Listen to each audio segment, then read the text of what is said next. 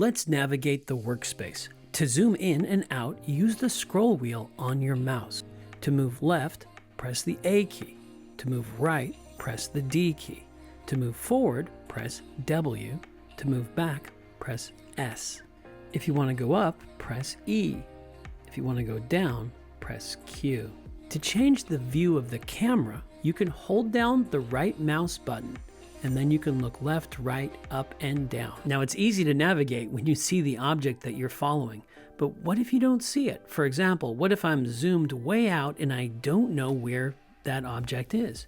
I can always go into the Explorer, click the drop down from the workspace, find the object I'm looking for, make sure it's highlighted. If it isn't highlighted, just click it one time and press the letter F, and then it will find what you're looking for.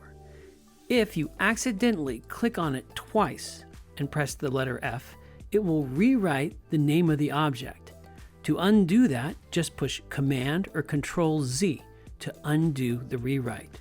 Using the F key is something we use a lot when we're building games. For example, I'm zoomed all the way out and I add a part to the game. Where is the part? I have no idea. So I find it in the workspace, I make sure that it's highlighted, and I press the F key. And there is the part. Learning to navigate the workspace is not easy, so practice, practice, practice, and soon you'll be a pro. I hope this video helped you. If it did, please subscribe. I'm on a mission to make the easiest Roblox Studio tutorials. I hope to see you in the next video.